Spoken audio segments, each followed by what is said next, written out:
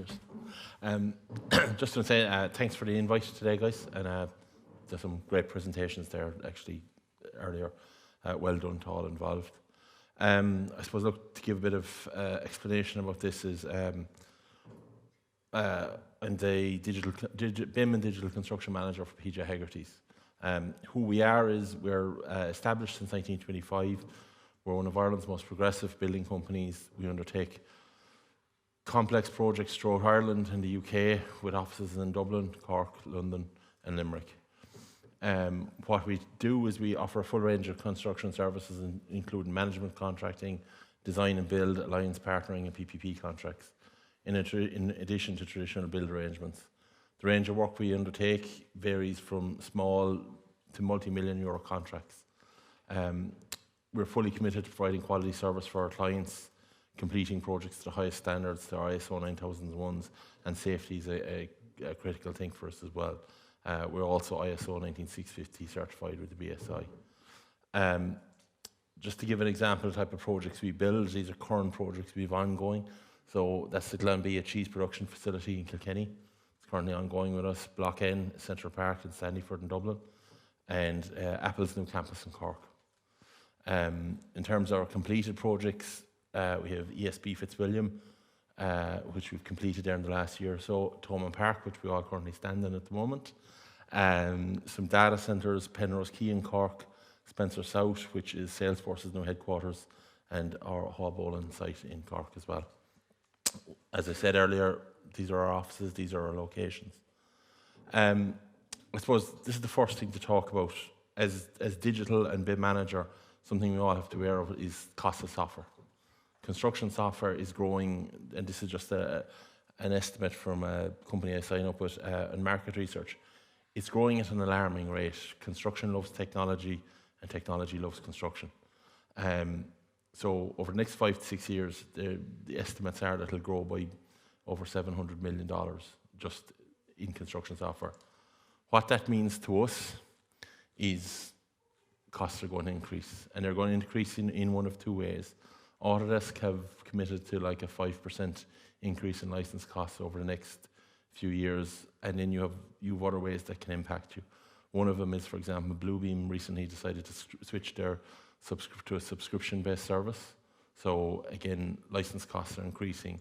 So for us, it just means cost of software is going to go up. Historically, we've come across this before. Back in 2020, Autodesk made an announcement to basically remove all the network licenses, and they were going to push everyone to standalone or token flex. Now that could have had a massive impact on a company like us. We've always reckoned we get a 3 to 4 1 usage on a network license because we don't have people who would be designing all day. They would essentially be working some of the day. They go out to their work on site, they come back in, they might use it. So for us, the cost of switching every one of them to a standalone license would have been quite significant.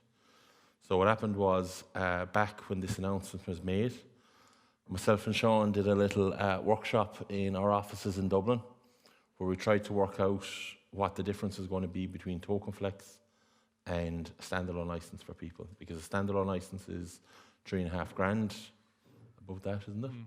And basically, if we have let's say if we have 10 users that are sharing licenses, that's 30 grand we're talking about.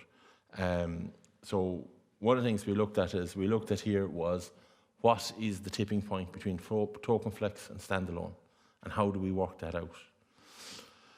What we ended up with is what I'm going to show you later there, which is basically we have a tipping point for token flex, but we also have a line in which we monitor, and once someone hits that line, we kind of we really look at what they're trying to do. So out of this discussion, we realized it wasn't just an issue with Autodesk. It's all our other softwares, all the other stuff that we buy. So originally we had the Autodesk solutions that we had to try and come across. And then when we looked at our other softwares, like Celebri Model Checker, Bentley Synchro, Bluebeam, Trimble, and Costex. So we're across multiple sites in both Ireland and the UK. So some of the sites are quite remote, so it's very hard to actually get in contact with everyone at every one time. So out of that, Sean came to us with this solution, which was CQ Flexmon. and I'll let him talk through this a little bit of it. All right. Just for the slides there. Thanks.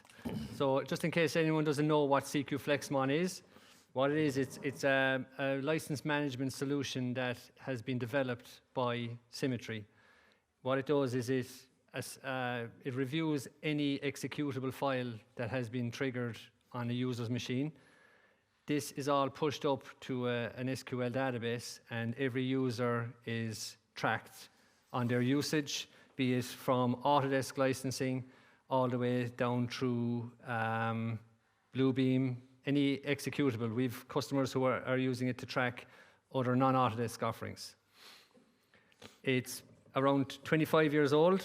It was traditionally used to monitor network license usage, and that has further developed to monitor any executable file.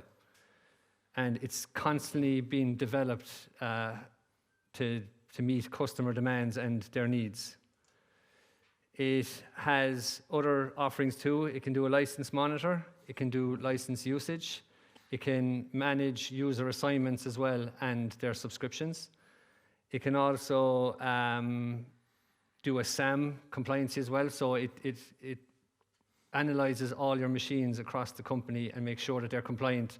So if Autodesk or any other vendor comes checking you for compliance, you know that 100% that your licenses are being truly, they truly meet the expectations of your contracts. With that as well, it can do reporting so that you can report down to departments, divisions, even down to different projects as well. So it's, as I've mentioned earlier, it's fully scalable to meet customer demands. It can also track your FlexLM for your license control and license borrowing on the interface. Go with this. There you go. So one of the reasons we wanted to look at this early days was we wanted to look at, let's say, our license usage. Were people opening a license, walking away for the day? Were we maxing out on peak licenses? So that was our initial requirement. In this, we wanted to see what tools people were using. Were they using the right tool? Were they using the wrong tool? So what we were able to do is these are the basic usage reports we were able to get. And what we discovered was we'd quite high prominence of people using Civil 3D. But we wanted to go a bit further. So this is the Power BI we've created for us. The red line you see on that is our token flex line. That means that anyone passing that line, it's more cost effective to buy them a standalone license than token flex. The green line below it then is a line where I watch.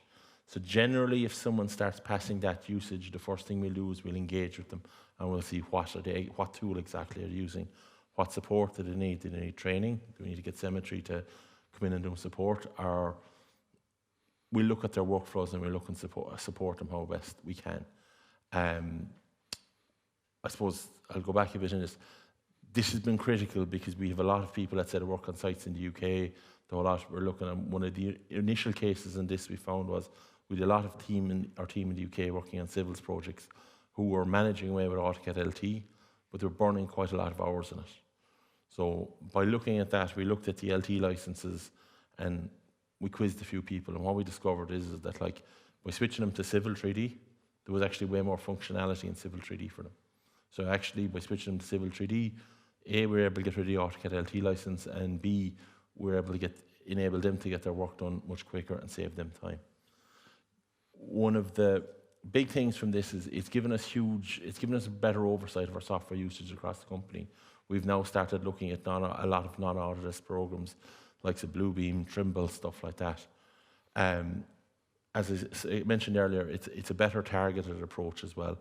We get increased visibility, so we know exactly who's using what, when, what type of role they're in, stuff like that. It makes planning for projects a lot easier and simple, and gives us a better return on it. As you can see there in our stats, like just based on using this, it actually, which a lot of people find hard to believe, but we actually have reduced our Autodesk renewal, which Sean mightn't be happy about, but we have tended to pull it down a few % every year by using this tool.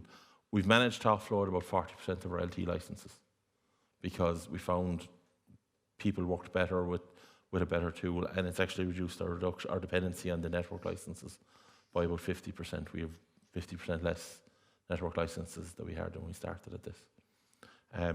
That kind of concludes my presentation. Thanks very much.